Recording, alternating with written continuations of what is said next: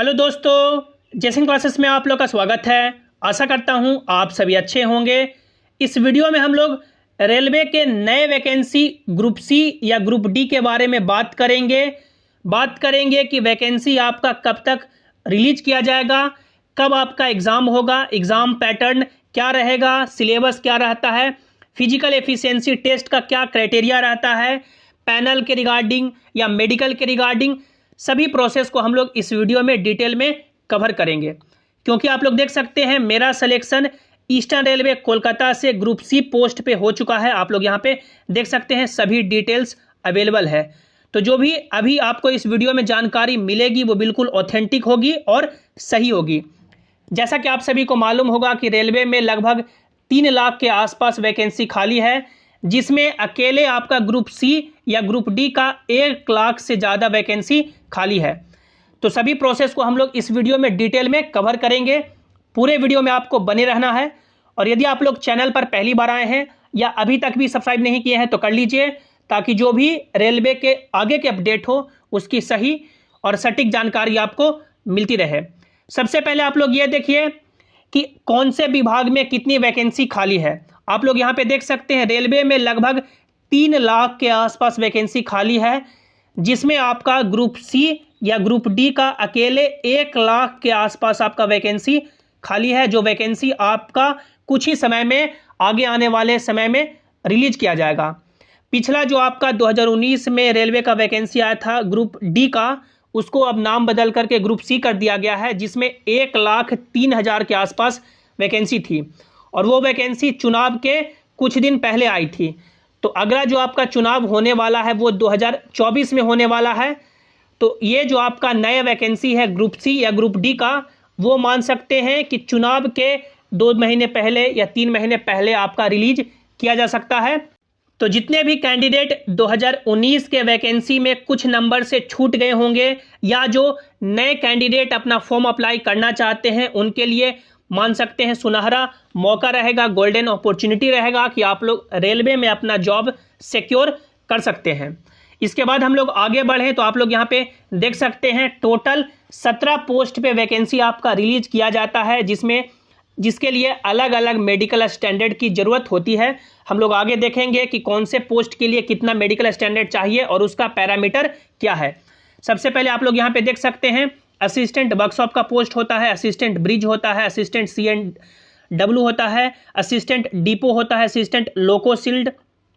Assistant लोकोसिड electrical. उसके बाद देख सकते हैं assistant operation electrical, assistant pointsman, assistant signal and telecom, assistant track machine, assistant TL and AC यानी कि train lighting and AC, assistant TL यानी कि train lighting and AC workshop में, assistant TRD, assistant works, assistant workshop, assistant hospital assistant और track maintainer grade 4 का ये post आपके available होता है।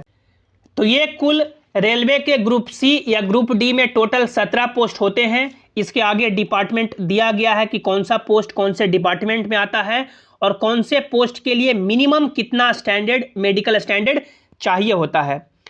तो जब भी आपका फॉर्म आएगा तो आपको अपने सहूलियत के बेसिस पे आप लोग को कौन सा पोस्ट पे जॉब करनी है, कौन सा पोस्ट आपको बेहतर लगता है, उसी के बेसिस पे आपको प्रेफरेंस देना है।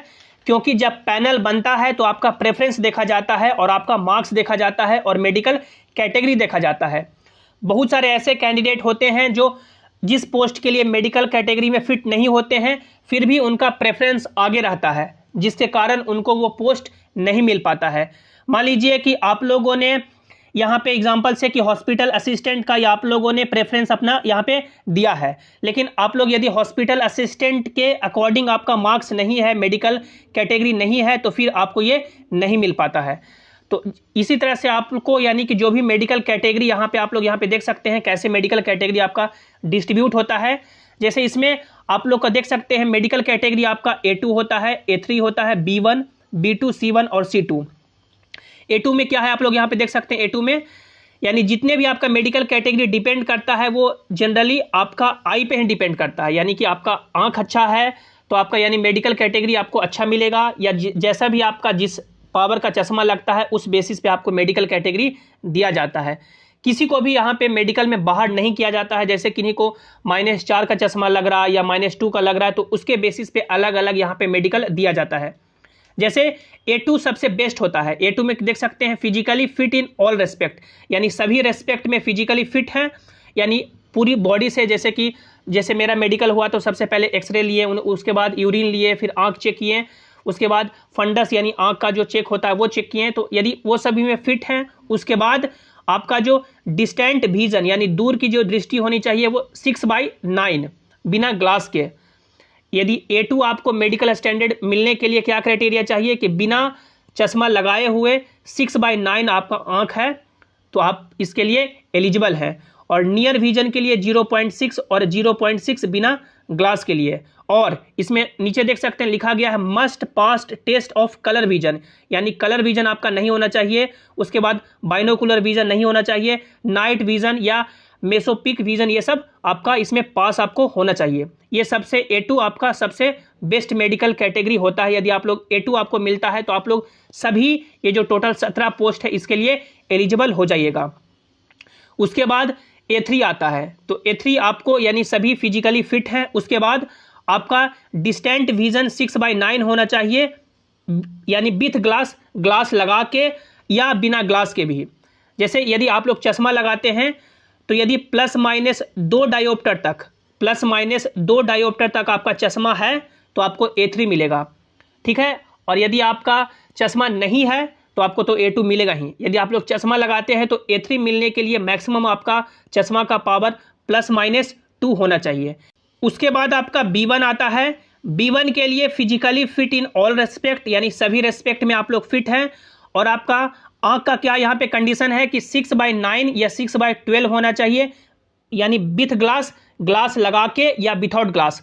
और ग्लास का यहाँ पे चश्मा का हाईएस्ट जो लिमिट दिया गया है 4 डायोप्टर, +-4 डायोप्टर से आपका चश्मा का पावर ज़्यादा नहीं होना चाहिए। और आपका नियर विजन का देख सकते हैं 0.6 है विथ और विथआउट ग्लास व्हेन रीडिंग और क्लोज वर्क इज रिक्वायर्ड। उसके बाद देख सकते हैं आपको अदर यानी जो भी टेस्ट पास करना होगा, जैसे कि कलर विजन का, बाइनोकुलर विजन का, नाइट विजन का और मेसोपिक विजन का। B2 किनको मिलता है देख सकते हैं, B2 के लिए physically fit in all respect और आपका डिस्टेंट विजन 6/9 या 6/12 होना चाहिए, चश्मा या बिना चश्मा के। आपका चश्मा का मैक्सिमम यहाँ पे भी लिमिट दिया गया है 4 डायोप्टर का। इसमें देख सकते हैं आगे बताया गया है कि नियर विजन आपका 0.6 विथ और विथआउट ग्लास व्हेन रीडिंग और close work is required and must pass test for binocular vision etcetera, यानी बाइनोकुलर विजन का आपको टेस्ट पास करना होगा। यानी जो कलर ब्लाइंड है उनको यहाँ पे B2 मिल सकता है, क्योंकि यहाँ पे देख सकते हैं B1 तक आपको कलर विजन पास करना होगा, लेकिन B2 में यदि कलर विजन आप लोग पास नहीं कर पाते हैं तो आपको B2 यहाँ से मिलना चालू हो जाएगा। C1 किनको मिलेगा, फिजिकली फिट है सभी में और उनका जो डिस्टेंट विजन 6/12 हो जाता है या 6/18 हो जाता है विथ और विथआउट ग्लास, यानी कि बिना ग्लास के या ग्लास पहन करके भी आप लोग का मैक्सिमम कितना भी ग्लास का पावर हो जाए तो आपको C1 मिलेगा। और आप यदि कलर ब्लाइंड है तो आपको C1 यहाँ पे दिया जाता है। उसके बाद C2 देखिए 6/12 है और नील विथआउट और विथआउट, यानी कि जो आपका 6/12 है और बिना ग्लास के या ग्लास से आपका जितना भी पावर मैक्सिमम लगा हुआ है या आप लोग कलर ब्लाइंड हैं तो आपको फिर ये C2 मेडिकल कैटेगरी दिया जाता है। तो ये आपका मेडिकल पैरामीटर है कि कौन से कैंडिडेट को किस पैरामीटर पे कौन सा मेडिकल कैटेगरी मिलेगा। जैसे देख सकते हैं मेरा जो मेडिकल स्टैंडर्ड मिला है वो A3 मिला है और मेरा जो चश्मा का पावर लगता था वो -1.5 लगता था, इसलिए A3 मिला है। यदि 2 से ज़्यादा लगता तो फिर यानी कि मान सकते हैं B1 मिलता, या चश्मा नहीं लगता तो A2 मिलता। तो इस तरह से आप लोग अपने मान सकते हैं जो भी आपका आंख का कंडीशन है उसके बेसिस पे आपको यहाँ पे प्रेफरेंस देना है। सभी देख सकते हैं डेजिग्नेशन जो आपका पोस्ट है उसके आगे मेडिकल स्टैंडर्ड लिखा गया है। जैसे असिस्टेंट वर्कशॉप में आपको जॉब के लिए मिनिमम C1 मिलना ही चाहिए, मैक्सिमम आपका यानी A2 मिल जाए तो सभी के लिए फिट ही है, लेकिन मिनिमम C1 आपका होना चाहिए। जैसे कि असिस्टेंट ऑपरेशन इलेक्ट्रिकल के लिए B2 चाहिए ही। तो ये आपको मेडिकल स्टैंडर्ड अपना पहले देखना है, आप लोग कौन से कैटेगरी में फिट आते हैं उसी के बेसिस पे आपको अपना प्रेफरेंस देना चाहिए। उसके बाद हम लोग आगे बढ़ें तो देख सकते हैं ये आपका एग्ज़ाम का पैटर्न है। जैसे आप लोगों ने फॉर्म भरा, फॉर्म के बाद जब भी आपका एग्ज़ाम होगा, एग्ज़ाम आपका कंप्यूटर बेस्ड टेस्ट होता है जिसमें 1.5 घंटे का आपको समय दिया जाता है। जो PWD कैंडिडेट होते हैं उनको 120 मिनट का समय दिया जाता है, जिसमें जनरल साइंस से, यानी जनरल साइंस से अकेले 25 सवाल पूछा जाता है। ये काफ़ी मैटर करता है सिलेक्शन यानी कैंडिडेट के होने में। मैथमेटिक्स से देखिए 25 सवाल पूछा जाता है, जनरल इंटेलिजेंस और रीजनिंग से 30 सवाल पूछा जाता है, और जनरल अवेयरनेस और करंट अफेयर से 20 सवाल पूछा जाता है। टोटल क्वेश्चन 100 होते हैं और टोटल 100 नंबर का आपका एग्जाम लिया जाता है। यदि आप लोग जिस तरह से आपका वैकेंसी आया, जैसे कि 2019 में 1,03,000 के आसपास वैकेंसी था, और जिनके भी 60 प्लस नंबर थे, 60 नंबर 65 नंबर, उनका सिलेक्शन हो ही गया था, क्योंकि नॉर्मलाइजेशन में इसमें कम से कम 5 नंबर बढ़ते ही हैं। मैक्सिमम तो 10 नंबर या 12 नंबर भी बढ़ते हैं, लेकिन मिनिमम आप लोग लेके चले कि 5 नंबर आपका बढ़ा ही। जैसे कि आपका 65 आया तो बढ़ के 70 हो गया, 70 आया बढ़ के 75 हो गया, तो इस तरह से आपका बढ़ता है। जैसे कि साइंस में यदि अच्छा से पढ़ेंगे तो इसमें कम से कम आप लोग 15 सवाल आराम से सही कर सकते हैं। मैथमेटिक्स में 25 में कम से कम तो आपको 15 सवाल यानी यहाँ पे सही करना ही होगा। रीजनिंग में 30 में कम से कम आपको 20 सवाल सही करना ही होगा। और जनरल अवेयरनेस और करंट अफेयर में यदि आप लोग 10 भी सवाल करते हैं तो आपका सिलेक्शन यहाँ से हो जाएगा। जैसे कि यहाँ 15-15 30 हो गया, और 20 50 हो गया, और ये 10 60 हो गया। 60 नंबर पे आप लोग समझ सकते हैं कि यदि आपका ऐसा कोई बोर्ड है जहाँ पे कट ऑफ कम गया है या जहाँ पे वैकेंसी ज़्यादा है वहाँ पे कट ऑफ कम जाता है। जैसे कि ईस्टर्न रेलवे कोलकाता में मेरा सिलेक्शन हुआ है, तो ये 2019 का सबसे टफ बोर्ड था, यानी सबसे ज़्यादा जिस बोर्ड में टोटल 17 बोर्ड में सबसे ज़्यादा कट ऑफ गया था वो ईस्टर्न रेलवे कोलकाता का ही गया था। तो देख सकते हैं इस तरह से आपको नंबर यानी कि कम से कम ये मिनिमम बताए हैं। मैक्सिमम तो आप लोग को जितना स्कोर करना है वो कर सकते हैं, लेकिन इतना यदि आप लोग मिनिमम करते हैं और आपके बोर्ड में ज़्यादा वैकेंसी रहता है, जैसे वैकेंसी आया तो आपको ये भी देख के फॉर्म भरना चाहिए कि कौन से बोर्ड में कितनी वैकेंसी है और हमारे घर से वो बोर्ड कितना दूर है। जैसे कि कोई बिहार का कैंडिडेट है, यदि चेन्नई भरता है, बेंगलोर भरता है, तो फिर वहाँ पे कट ऑफ कम जाता है, बट डिस्टेंस काफ़ी दूर हो जाता है। तो इस तरह से आपको अपने सहूलियत के बेसिस पे और वैकेंसी के बेसिस पे आपको फॉर्म भरना है। इसके बाद हम लोग बात करें कि आपका ये एग्ज़ाम हुआ, उसके बाद आपका रिजल्ट आता है। रिजल्ट में आप लोग यहाँ पे देख सकते हैं 2019 का क्या क्या कट ऑफ गया है। जैसे कि ईस्टर्न रेलवे कोलकाता का देखिए, जनरल का 69 नंबर गया और सिलेक्शन यहाँ पे मेरा जनरल से हुआ था। उसके बाद देख सकते हैं एससी का 58 गया है, एसटी का 48 गया है, ओबीसी का 65 गया है। तो इस तरह से आपका कट ऑफ गया है और ये नॉर्मलाइज नंबर है। मान लीजिए कि ओबीसी का यहाँ पे देख सकते हैं 65 नंबर गया है, तो किसी का यदि रॉ स्कोर 60 भी होगा, यानी कि 60 सवाल वो भी यदि एक्यूरेसी से सही किया होगा तो उसका सिलेक्शन यहाँ पे हो जाएगा। उसके बाद देख सकते हैं कुछ अदर जोन जहाँ पे कट ऑफ गया है, जैसे बेंगलुरु का देखिए, जो आपका बेंगलुरु का कट ऑफ यहाँ पे देख सकते हैं। जनरल का 66 नंबर गया है, एससी कैटेगरी का 52 गया है, एसटी कैटेगरी का 48 गया देख सकते हैं, ओबीसी का 60 गया है, ईडब्ल्यूएस का देखिए 50 गया है। तो कट ऑफ यानी जो साउथ के जो रीजन होते हैं वहाँ पे कट ऑफ आपको कम दिखने को मिलेगा। उसके बाद देख सकते हैं ये आपका अहमदाबाद का है, जिसमें यूआर का 62 नंबर कट ऑफ गया है, एससी का 50 गया है, एसटी का 49 गया है, ओबीसी का 58 गया है और ईडब्ल्यूएस का 51 गया है। और ये भी नॉर्मलाइज्ड नंबर है। जैसे कोई ईडब्ल्यूएस कैंडिडेट 51 नंबर आया है, इसका यदि 40 भी इसने सवाल यदि सही किया होगा, कोई ईडब्ल्यूएस का कैंडिडेट है और उसके 10-11 नंबर बढ़े होंगे तो उनका सिलेक्शन हो जाएगा। तो बशर्ते आपको यानी कि डेली पढ़ना, ये नहीं कि इसमें मान सकते हैं भीड़ काफ़ी ज़्यादा होता है। जैसे आपका वैकेंसी 1 लाख आया, फॉर्म आपका भराएगा, इसमें 1 करोड़ 30 लाख, 1 करोड़ 40 लाख, 1 करोड़ 50 लाख, जैसे कि 2019 में भराया था 1 करोड़ 20 लाख, लेकिन अटेंडेंस 70% के आसपास होता है, यानी कि लगभग मान सकते हैं 70-80 लाख कैंडिडेट एग्जाम देते हैं। लेकिन उसमें मान सकते हैं सीरियस काफ़ी कम ही कैंडिडेट होते हैं। बाकी तो यानी कि जिनका उम्र 35 साल हो गया है या जिन्होंने सालों से किताब नहीं उठाया है वो भी फॉर्म भर देते हैं। यदि आप लोग रेगुलर 2 घंटे 3 घंटे 4 घंटे डेली पढ़ रहे हैं यानी कि ईमानदारी से, तो डेफिनेटली आपका इसमें सिलेक्शन होगा। जो भी इसके आगे वैकेंसी आएगी, कैसे आपको तैयारी करना है, कहाँ से क्या पढ़ना है, सभी डिटेल आपको जेसिंग क्लासेस पे मिलेगा, ताकि आपको सटीक तैयारी आपकी हो सके। इसके बाद हम लोग आगे बढ़ें तो ये आपका कट ऑफ है। कट ऑफ पार करने, यदि आप लोग कट ऑफ पार करते हैं तो आपको यानी कि फिजिकल के लिए बुलाया जाता है। जैसे कि 3 गुना फिजिकल के लिए बुलाया गया था 2019 में। वैकेंसी 1,03,000 के आसपास था, तो टोटल लगभग 3,15,000 के आसपास कैंडिडेट को कॉल आया था, यानी कि उनका लिस्ट आया था उनके बोर्ड की तरफ से।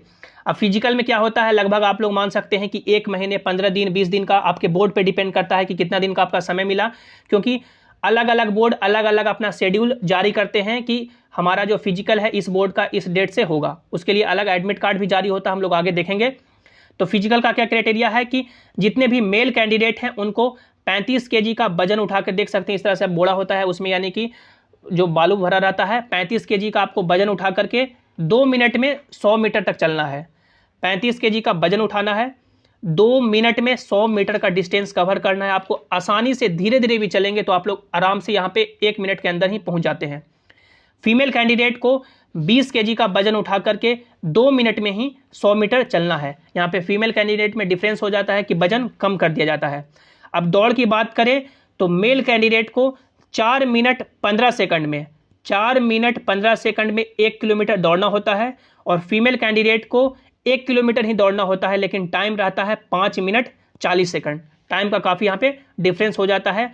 और PWD कैंडिडेट होते हैं जो ये फिजिकल एफिशिएंसी टेस्ट से उनको एग्जेम्प्ट किया जाता है, यानी उनको कोई भी इस तरह का फिजिकल एफिशिएंसी टेस्ट नहीं देना होता है। तो ये आपका फिजिकल का क्राइटेरिया है। यदि आप लोग फिजिकल यहाँ पे पास करते हैं, उसके बाद एक दिन में ही या उसी डेट को ही या शाम तक जो आपका वेबसाइट है जो आप लोगों ने अपने बोर्ड से भरा है, जैसे कि आपका ईस्टर्न रेलवे कोलकाता है या पटना बोर्ड है या आपका बेंगलुरु बोर्ड है या अहमदाबाद बोर्ड है या मुंबई है, उसके वेबसाइट पे यानी कि डेली आपका PDF जारी हो जाता है कि इस डेट को कौन कौन से कैंडिडेट PET यानी फिजिकल एफिशिएंसी टेस्ट पास किए और कौन कौन से कैंडिडेट फेल किए। तो आप लोग वहाँ से यदि पास होते हैं, उसके बाद सभी कैंडिडेट पास होते हैं, उसके बाद अलग से जैसे कि मान लीजिए कि 1 लाख आपका वैकेंसी है, बुलाया गया 3 लाख को, यहाँ से टोटल मान लीजिए कि 2 lakh physical efficiency test pass हो गए। तो इस बार यानी कि 2019 के वैकेंसी में जो अभी आपका 2023 का सभी प्रोसेस हो रहा है, उसमें क्या नियम था कि 1:1 में बुलाया गया था DV के लिए। पास तो मान सकते हैं फिजिकल 2 लाख किए हैं, लेकिन 2 लाख को बुलाया नहीं गया, बुलाया गया 1 लाख जितना वैकेंसी था उतना को ही बुलाया गया। जैसे कि आपके बोर्ड में 10,000 वैकेंसी है तो 10,000 कैंडिडेट को ही DV के लिए यानी डॉक्यूमेंट वेरिफिकेशन के लिए बुलाया गया 1:1 के रेशियो में। तो 1:1 के रेशियो में बुलाया गया है तो कट ऑफ तो फिर मान सकते हैं ज़्यादा बढ़ेगा ही, क्योंकि 2 लाख कैंडिडेट फिजिकल पास कर गए हैं, लेकिन बुलाया गया है 1 लाख के आसपास ही। तो उस तरह से आपका पहले फिजिकल एफिशिएंसी टेस्ट के लिए जो कट ऑफ गया था उससे 1 नंबर 2 नंबर 3 नंबर ऐसे बढ़ता है, और DV के लिए आपका अलग से मान सकते हैं कट ऑफ आता है। उसके बाद आपका देख सकते हैं इस तरह से कॉल लेटर आपका एडमिट कार्ड जनरेट होता है। यहाँ पे आप लोग पढ़ सकते हैं call letter for physical efficiency test. आप लोग यहाँ पे देख सकते हैं नाम, यहाँ पे सभी डिटेल रहता है, मेल, डेट ऑफ बर्थ आपका, कौन से डेट को आपका फिजिकल एफिशिएंसी होना है, कहाँ पे आपको बुलाया गया है, कौन सा आपका शिफ्ट है, रिपोर्टिंग टाइम क्या है, सभी डिटेल आपको यहाँ पे दिया रहता है। तो ये एडमिट कार्ड आप लोग फिजिकल एफिशिएंसी टेस्ट देने के लिए पहुंचते हैं, वहाँ पे सभी प्रोसेस आपका होता है, यानी कि आपके पैर में चिप बांधा जाता है और वही चिप आपका यानी सभी चीज़ रीड करता है। आपको यहाँ पे सबसे इंपॉर्टेंट है कि जो आपका ये चक्कर होता है मारने वाला, जैसे कि मान लीजिए कि आपका 200 राउंड का ये ट्रैक बनाया गया है, तो यहाँ से आपको 5 राउंड मारना होगा। यदि 300 का बनाया गया है, 333 का बनाया गया है तो 3 राउंड मारना होगा, या 250 का बनाया गया है तो 4 राउंड मारना होगा। तो ये आपका अलग अलग डिपेंड करता है, और दौड़ते समय आपको अपना काउंटिंग खुद करना होता है। जैसे कि 200 को बनाया गया है तो 5 बार दौड़ना है आपको, ये आपको खुद काउंट करना होगा, और वो आपके पैर में चिप वहाँ पे लगा रहता है। जैसे ही आप लोग वो बोर्ड पे चढ़ते हैं तो आपको ऑटोमेटिकली रीड करता है। तो इसमें काफ़ी कैंडिडेट हैं जो चक्कर गिनने में भी भूल जाते हैं कि 3 हुआ, 4 हुआ या 5 हुआ, तो ये काफ़ी यानी कि यहाँ से आपको ध्यान दे के दौड़ना पड़ता है।